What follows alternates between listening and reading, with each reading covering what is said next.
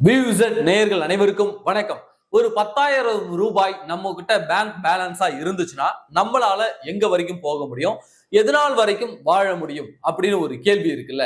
அந்த கேள்விக்கான விடையை ஒரு 10,000 ரூபாயில எப்படி ஒரு பட்ஜெட்டான லைஃபை வாழலாம், ஒரு 10,000 ரூபாயை வைத்துக்கொண்டு வாழ்க்கை முழுவதும் எப்படி சாப்பிடலாம் அப்படின்னு சொல்லிட்டு தமிழ்நாட்டினுடைய ஒரு முன்னாள் முதலமைச்சர் இன்றைக்கு நமக்கு ஒரு எடுத்துக்காட்டு பிம்பமாக வாழ்ந்து கொண்டிருக்கக்கூடிய இந்த கலியுகத்தின் பட்ஜெட் பத்மநாபனாக வலம் வந்து கொண்டிருக்கக்கூடிய மு.க.ஸ்டாலின் அவர்களை பற்றியும் அவருடைய குடும்பத்தை பற்றியும் தான் இன்றைக்கு பார்க்க போகிறோம். கூடவே அந்த குடும்பத்திற்கு எடுப்பாகவும் துடுப்பாகவும் போயிருக்கக்கூடிய சேகர் பாபு, அப்புறம் செல்வ பெருந்தகை இவர்களையும் சேர்த்து வைத்தே பார்ப்போம். இது வரைக்கும் நம்முடைய இந்த புதிய சேனலை நீங்க சப்ஸ்கிரைப் பண்ணாம இருந்திருந்தா மறக்காம சப்ஸ்கிரைப் பண்ணுங்க. அப்படியே பக்கத்தில் இருக்கக்கூடிய அந்த பெல் சிம்பலையும் கிளிக் பண்ணிட்டீங்கன்னா நாம போடக்கூடிய வீடியோக்கள் உடனடியாக உங்களை வந்து சேரும். மு.க.ஸ்டாலின் அவர்கள் அவருடைய தேர்தல் அபிடவிட்ல தன்னுடைய பேங்க் பேலன்ஸ் 10,000 தான் அப்படின்னு காட்டியிருக்காரு. சரிங்களா? 10,000 ரூபாய் அப்படியே இருக்கட்டும். 10,000 ரூபாயில நம்மளால எங்கெல்லாம் போக முடியும் சொல்லுங்க பாப்போம். இங்க இருந்து பெங்களூருக்கு போயிட்டு வரலாம். ஒரு நாள் ரூம் எடுத்து தங்கிட்டு வந்தாக்க அந்த 10,000 ரூபாய் காலி. இங்க இருந்து திருப்பதி போயிட்டு வரலாம். திருப்பதி போயிட்டு அங்க 2 நாள் ரூம் எடுத்து தங்கிட்டு வந்தாக்க 10,000 ரூபாய் காலி. இங்க இருந்து கோயம்புத்தூருக்கு போலாம். கோயம்புத்தூர் போயிட்டு அங்க ஒரு 2 நாள் ரூம் எடுத்து தங்கி சுத்தி பார்த்துட்டு வந்தாக்க 10,000 ரூபாய் காலி. ஓகேங்களா? இப்போ அந்த ஒரு 10,000 ரூபாய், தன்னுடைய 10,000 ரூபாய் பேங்க் பேலன்ஸை வைத்துக் கொண்டு தமிழ்நாட்டினுடைய முன்னாள் முதல்வராக இருக்கக்கூடிய இந்த மு.க.ஸ்டாலின் அவர்கள் எப்படி அவன் ஒரு போட்டிருக்கிற ஷூவே 15,000 ஆனா பேங்க் பேலன்ஸ் 10,000, கட்டி இருக்கிற வாட்ச் 30 லட்சம் ஆனா பேங்க் பேலன்ஸ் 10,000, இவர் ஓட்டிக்கிட்டு போகக்கூடிய காரு 5 கோடி ஆனா பேங்க் பேலன்ஸ் 10,000. அந்த 10,000 ரூபாயை வைத்துக் கொண்டு தனது மனைவியுடன் சைக்கிளில் இங்கிருந்து பொடிநடியாக போனாரா? இல்ல. சைக்கிள் ஓட்டிட்டு போனாரா? இல்ல. 2 வீலர்ல பெட்ரோல் போட்டு போனாரா? கிடையாது. அவருடைய 5 கோடி ரூபாய் மதிப்புள்ள சொகுசு வாகனத்தில் மனைவியும் இவரும், முன்னுக்கு பின்னாடி ஒரு 10 கார்கள், அந்த 10 கார்ல 100 அல்லக்கைகள் எல்லாத்தையும் வச்சுக்கிட்டு இங்க இருந்து கொடைக்கானலுக்கு போயிருக்காரு. அந்த 10,000 ரூபாய் பேலன்ஸை வச்சுதான் அவருடைய 5 கோடி ரூபாய் காருக்கும் கூட வந்த 10 காருக்கும் பெட்ரோல் டீசல் போட்டாரு. புரியுதுங்களா? அவர் கூட வந்த 100 பேருக்கும் ரூம் போட்டு கொடுத்தாரு. அந்த கூட வந்த 100 பேர் அந்த 10,000 ரூபாயில தான் சாப்பிட்டாங்க. மு.க.ஸ்டாலினும் அவருடைய மனைவியும் அந்த 10,000 ரூபாயில தான் சாப்பிட்டாங்க. அந்த 10,000 ரூபாயில தான் ஊர் சுற்றினாங்க. அந்த 10,000 ரூபாயில தான் கொடைக்கானல்ல ஸ்டார் ரெசார்ட்ல ரூம் போட்டு தங்கியிருக்காங்க.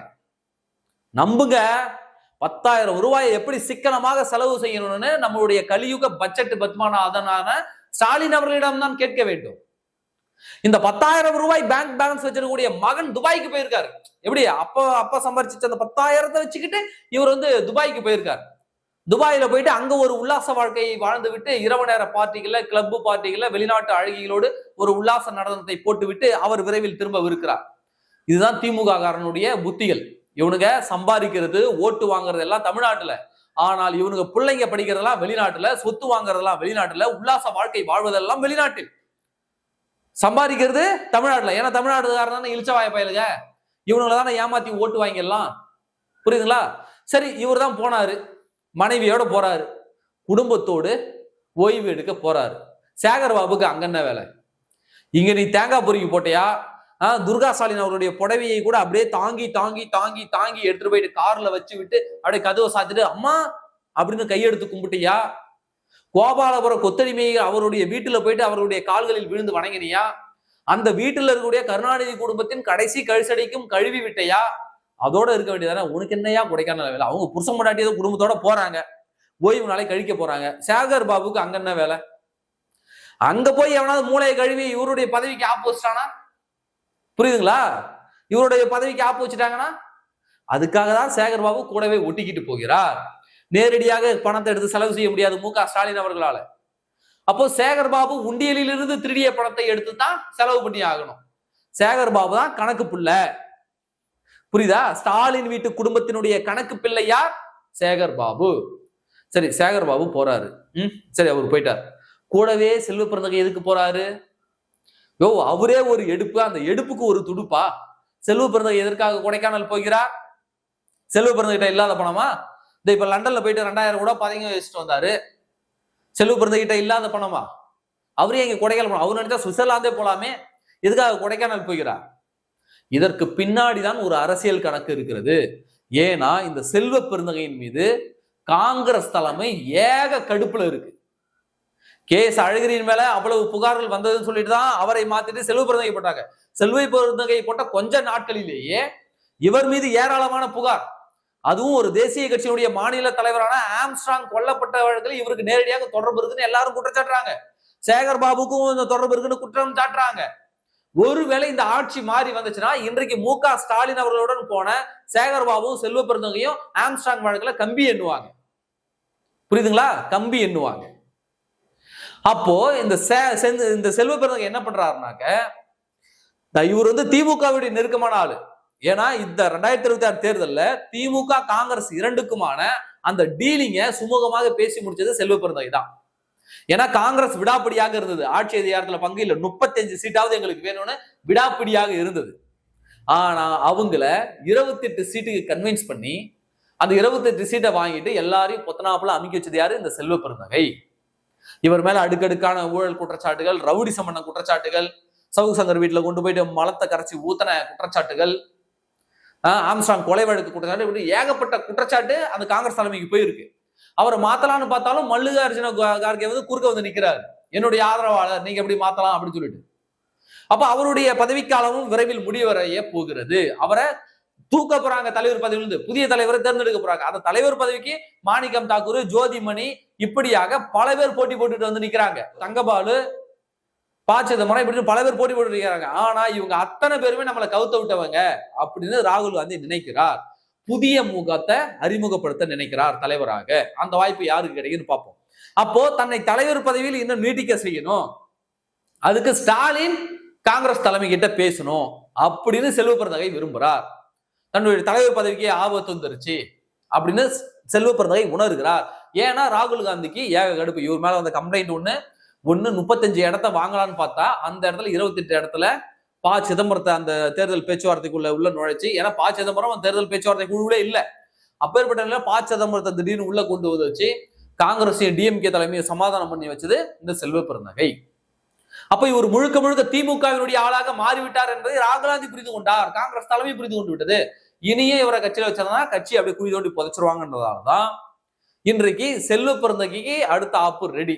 அப்போ ஸ்டாலின் பேசினால் ராகுல் காந்தி கொஞ்சம் கூல் ஆவாரு, நம்முடைய தலைவர் பதவி இன்னும் நீட்டிக்கப்படும் அப்படின்னு செல்வ பெருந்தகை நினைத்திருக்கிறார்.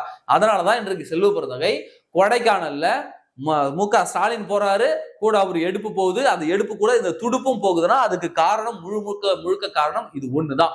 இவருடைய தலைவர் பதவியை விரைவில் பிடுங்க போறாங்க. இந்த தேர்தலில் மட்டும் திமுக கூட்டணி படுதோல்வி அடைந்தாலும் சரி, வெற்றி பெற்றாலும் சரி, செல்வ பெருந்தகை பதவி உருவுவது என்பது உறுதியாகிடுச்சு. அப்படி உருவும் பட்சத்தில் தனக்கான அங்கீகாரம் வேணும்ல. ஏன் இவர் கட்சியை விட்டு நீங்கனாக்க இவர் திமுகவுக்கு போக கூட தயங்க மாட்டார். இப்படி திமுகவுக்கு போக கூட செல்வ பெருந்தகை தயங்க மாட்டார். அவர் பார்க்காத கட்சியா? புரட்சி பாரதம், புதிய தமிழகம், விடுதலை சிறுத்தைகள், இப்ப காங்கிரஸ். அவர் ஆனா இவத்தனைக்கு மாறினாலும் அவர் திமுகவினருடைய உறுப்பினர் என்பது எப்பயும் மாறாது. புரியுதுங்களா? அதனால இவர் என்ன பண்றாருனாக்க தன்னுடைய பதவியை தற்காத்துக் கொள்ளணும், தன்னுடைய அரசியலை தற்காத்துக் கொள்ளணுன்றதுக்காக இன்றைக்கு திமுகவை புடிச்சு தொங்கிக்கிட்டு இருக்காரு. எந்த விதத்திலும் தனக்கான ஆபத்து வந்து விடக்கூடாது. ஏன் செல்வ பெருந்தகை வெற்றி பெறுவதே இப்பொழுது கடினமான சூழலாக மாறி இருக்கிறது. இப்பேற்பட்ட சூழல ஒருவேளை மீண்டும் தோற்கடிக்கப்பட்டால் மாநிலங்களவை பதவியை திமுக மேலும் பெறுவதற்கான அத்தனை முயற்சிகளையும் எடுப்பதற்கு இன்றைக்கு செல்வ பெருந்தகை அவர்கள் முயன்றிருக்கிறார்.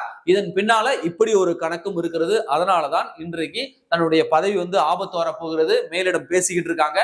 அதனால நீங்கள் பேசி, ராகுல் காந்தியிடம் நீங்கள் பேசி அதை தடுத்து நிறுத்த வேண்டும். இன்னும் 2 வருடங்களுக்கு எனக்கு பதவி நீட்டிப்பை நீங்கள் வாங்கி தரணும்னு சொல்லிட்டு மு.க. ஸ்டாலின் அவர்களிடம் சொல்வதற்காக போயிருக்காங்க. இன்னும் ஒரு கொசுறு தகவல் என்ன அப்படின்னாக்க, இந்த ஆம்ஸ்ட்ராங் கொலை வழக்க அது மிக சீரியஸான சிச்சுவேஷனை நோக்கி நகர்ந்து கொண்டிருக்கிறது. சில ஆதாரங்களை இவர்களால் அழிக்க முடியவில்லை. அது நேரடியாக செல்வ பெருந்தகையோடும் சேகர் பாபுவோடும் திமுக குடும்பத்தினுடைய ஒரு மாப்பிள்ளையோடும் தொடர்பு படுத்துவதாக இருக்கிறது. சிக்கனாக இன்னாரும் நியாயமா சிபிஐ இன்னாரும் விசாரிச்சிருந்தா இன்னைக்கு 3 பேரையும் உள்ள தூக்கி வச்சு குமுறி இருக்கும் சிபிஐ. ஆனால் இந்த சிபிஐக்கு எதிராக வழக்கு போட்டு அதை நிறுத்தி வைத்திருப்பது திமுக. ஆம்ஸ்ட்ராங் கொலைக்கு நீதி கிடைக்காமல் தடுத்து வைத்திருப்பது திமுக. அவர்களுக்கு உடன் இருப்பது விசிக. உண்மையாகவே விசிக பட்டியலின சமூக மக்களின் மீது அக்கறை இருப்பவராக இருந்தால் இவங்க எதற்காக போராடி இருக்கணும்? திமுகவுக்கு எதிராக இன்றைக்கு போராடி இருக்கணும், ஆம்ஸ்ட்ராங் ஆதரவாக நின்று இருக்கணும். ஆனால் இன்றைக்கு யாருக்கு ஆதரவாக இந்த விசிகா நிற்கிறது? பொற்கோடி ஆம்ஸ்ட்ராங்கை எதிர்த்து தமிழக வாழ்வுரிமை கட்சி வேல்முருகன் அவர்கள் நாங்க நிறுத்த மாட்டோம் வேட்பாளர்னு அவர் சொல்றாரு. எதற்காக அவர் சொல்கிறார்? அதிமுக அவரை ஆதரிக்கிறது, பாமக அவரை ஆதரிக்கிறது, எல்லா கட்சிகளும் ஆதரிக்கிறாங்க. விசிகா அங்க நிறுத்தக்கூடிய திமுகவுக்கு ஆதரவாக இவர் போய் பிரச்சாரம் பண்றார். எப்படி இவர் போலாம்? ஏன் ரஞ்சித் திமுகவினுடைய முழு நேர கொத்தடிமை ரஞ்சித் அவரே ஆம்ஸ்ட்ராங் அவர்களுக்காக பொற்கொடிக்கு ஆதரவாக பிரச்சாரம் பண்றாரு. ஆனால் பட்டியலின சமூக மக்களுடைய விடுதலையை விட, பட்டியலின சமூக மக்களுடைய உறுதியை விட விடுதலை சிறுத்தைகள் கட்சியுடைய திருமாவளவனுக்கு எது முக்கியம்? திமுக முக்கியம். திமுகவினுடைய அந்த குடும்ப உறுப்பினர்கள் முக்கியம். அதனாலதான் இன்றைக்கு அவர் ஆம்ஸ்ட்ராங் செத்தாலும் பரவாயில்ல, அவருக்கு நீதி கிடைக்கலாலும் பரவாயில்ல, நான் இந்த பக்கம் தாண்டா நிற்பேன் அப்படின்னு சொல்லிட்டு இன்றைக்கும் அவர் நிற்பதுக்கு அதான். அப்போ ஆம்ஸ்ட்ராங்கை அவர் சமூகத்தை சார்ந்தவர்களை வைத்தே சதி செய்து கொன்றது திமுக. இதுதான் உண்மை நிலையும் கூட. சரி, என்னங்க நீங்க திமுகவை ஆதாரம் இல்லாமல் சொல்றீங்கன்னாக்க, சரி, ஆதாரத்தை கண்டுபிடிப்பது யாருடைய பொறுப்பு? இந்த புலனாய்வு துறைகளினுடைய பொறுப்பு. அந்த புலனாய்வு துறைகள் புலனாய்வு செய்ய விடாமல் தடுத்து வைத்திருப்பது யார்? திமுக. திமுகவை சிபிஐ கேஸ் வேணான்னு சொல்லி தடை கட்டு போனாங்கல்ல, அதை வாபஸ் வாங்க சொல்லுங்க பாப்போம். ஆதாரத்தை சிபிஐ தூக்கிட்டு வந்து கொடுக்கும். அந்த வடச்சென்னை பக்கத்துல யார விசாரிச்சாலும் சொல்றாங்க, இது திமுக பண்ணதுதாங்க, சேகர் பாபு பண்ணதுதாங்க, செல்வ பிறந்தகை இதுல கூட்டுங்க, இவங்க 2 பேரும் சேர்ந்து பண்ண போட்ட ஆட்டம் தாங்க இது அப்படின்னு வடச்சென்னையில அத்தனை பேர் பேசிக்கிட்டு இருக்காங்க. நெருப்பு இல்லாம புகையாது, விஷயம் இல்லாம இங்க லீக் ஆகாது. வடச்சென்னையில யார கேட்டாலும் சொல்றாங்க, ஆம்ஸ்ட்ராங்க முடிச்சு விட்டது இவங்க தான், செல்வ பிறந்தகையுடன் சேகர் பாபு இவங்க தான் முடிச்சு விடான்னு பேசிட்டு இருக்காங்க. அப்போ அதனை கண்டறிய வேண்டியது சிபிஐயினுடைய கடமை. அதை தடுத்து வைத்திருப்பது இந்த திமுக. இப்ப புரியுதுங்களா எதற்காக திமுகவிடம் முழுமையாக செல்வ பெருந்தகை சரணடைந்தார் என்று இப்ப புரியுதா உங்களுக்கு? இதுதான் பின்னணி. அதனாலதான் செல்வ பெருந்தகை அவர்கள் அவருடைய பொண்ணுடைய திருமணம் நாளைக்கு அந்த திருமணத்தை கூட விட்டுட்டு இந்த கூட்டணியை உறுதிப்படுத்துவதற்கு அவ்வளவு அலைகிறார். காங்கிரஸ் மேலிடம் 35 இடம் வாங்குங்க, எல்லாம் கூட்டணியை விட்டு வெளியில வாங்க அப்படின்னு சொல்லியும் கூட, 30 இடத்துக்கு கீழே கொடுத்தா வாங்காதன்னு சொல்லியும் கூட இவர் புடிவாதம் புடிச்சு திமுக கூட்டணி தான் வேணும்னு போய் நின்னதற்கு காரணம் இந்த கொலை வழக்கிலிருந்து தப்பிப்பதற்கும் தன்னுடைய தலைவர் பதவியை காப்பாற்றிக் கொள்வதற்கும் தான். இதை நீங்க உணர்ந்துக்கணும். இல்லைன்னா இது வரைக்கும் தமிழ்நாடு அரசியல் வரலாற்றுல எந்த காங்கிரஸ் கட்சியினுடைய தலைவராவது இந்த மாதிரி திமுகவோ அல்லது அதிமுக தலைவர்கள் பின்னாடி ஓடி பார்த்திருக்கீங்களா? சொல்லுங்க பாப்போம், ஒருத்தரை காட்டுங்க பாப்போம். அது உண்மையான காங்கிரஸ் தொண்டை. இவரு 10 கட்சி மாறி வந்த அமாவாசை. நாளைக்கே திமுகவின் உறுப்பினராக கூட ஆவாரு. நாளைக்கே ஒரு 6 கோடி 7 கோடி கொடுத்து உன்னை நீயே காலவாரி விட்டுக்கணும், அவரே காலவாரி விட்டுக்குவாரு. அப்பேற்பட்ட நபர் தான் இந்த செல்வ பெருந்தகை. அப்போ வெறும் 10,000 ரூபாய் தன்னுடைய பேங்க் பேலன்ஸாக வைத்துக் கொண்டு இன்றைக்கு மு.க. ஸ்டாலின் அவர்கள் அவருடைய குடும்பத்தினர் அவர்கள் இன்றைக்கு உலகம் சுற்றும் வாலிபனாக இருக்கிறார்கள். அவர்களுடன் இந்த எடுப்புகளுடன் துடுப்புகளும் இன்றைக்கு உல்லாச பயணத்தை மேற்கொண்டிருக்கிறார்கள். தமிழ்நாடு மக்கள் இதையெல்லாம் பார்த்து தெரிஞ்சுக்கணும். இவனுங்க எங்க ஓட்டு கேட்கிறானுங்க, எங்க பணம் சம்பாதிக்கிறானுங்க, ஆனா எங்க முதலீடு பண்றாங்க, எங்க உல்லாச வாழ்க்கை வாழ சுத்தி போறானுங்க, இவனுங்க பிள்ளைகள் எல்லாம் எங்க படிக்குதுன்னு இந்த தமிழ்நாடு மக்கள் பார்த்து நீங்கள் புரிந்து தெரிந்து கொள்ள வேண்டும். இவனுங்களுக்கு உடம்பு சரியில்லைன்னா அப்போலோவுக்கும் காவேரி மருத்துவமனைக்கு தான் போவானுங்க, ஒருபோதும் அரசு மருத்துவமனைக்கு போக மாட்டாங்க. புரிகிறதா? ஆனா நாம அரசு மருத்துவமனைக்கு போகணும். ஆனா நம்ம ஓட்டு வேணும். இதையெல்லாம் இந்த தமிழ்நாடு மக்கள் பார்த்து கொள்ளுங்க. இன்றைக்கு செல்வ பெருந்தகை சேகர் பாபு அவர்கள் இன்றைக்கு மு.க. ஸ்டாலின் பின்னாடியே அவருடைய வாள் பிடித்து சென்று கொண்டிருக்கிறார்கள் என்றால் அவர்கள் இருவருக்கும் இங்கே தனிப்பட்ட காரணங்கள், பல விஷயங்கள் இருக்கிறது. பல வழக்குகள்ல அவர்கள் சிக்கி கொண்டிருக்கிறார்கள், பல பஞ்சாயத்துகள்ல மாட்டிக்கிட்டு இருக்காங்க. அவங்களுக்கு தெரியல, மு.க. ஸ்டாலின் அவர்களே அவருடைய கதியே இன்றைக்கு அந்தரத்துல தொங்கிக்கிட்டு இருக்கு, கழுத்துக்கு நேரா கத்தி இருக்குதுன்னு சொல்லிட்டு அவங்களுக்கு தெரியல. பாவம் மு.க. ஸ்டாலின் தான் தெரியும், நாம மீண்டும் ஆட்சிக்கு வர போவதில்ல, வச்சு நம்மளை விழுக்க போறாங்கன்னு அவங்களுக்கு தெரிஞ்சிடுச்சு. ஏன்னா வரக்கூடிய ஒவ்வொரு சிக்னல்ஸும் இந்த திமுகவுக்கு எதிரானதாக இருக்கிறது. மே 4ஆம் தேதி அத்தனைக்கும் முடிவு கட்டப்படும். இந்த துடுப்புகள் எடுப்புகள் அத்தனை பேருக்கும் உரிய விசாரணை நடத்தி அத்தனை பேருக்கும் உரிய நீதி வழங்கப்படும். அதை நிச்சயம் புரட்சி தமிழர் எடப்பாடி அவர்கள் செய்யதான் போகிறார்கள். எனவே இந்த 10,000 ரூபாய் பேங்க் பேலன்ஸ் வச்சுக்கிட்டு எப்படி ஒரு சொகுசு வாழ்க்கை வாழலாம்னு சொல்லிட்டு இந்த உலகத்திற்கே ஒரு முன்னோடியாக இருக்கக்கூடிய தமிழ்நாட்டினுடைய பட்ஜெட் பத்மநாதன் மு.க. ஸ்டாலின் அவர்களை நாமளும் வாழ்த்தலாமே ஃப்ரெண்ட்ஸ். நன்றி.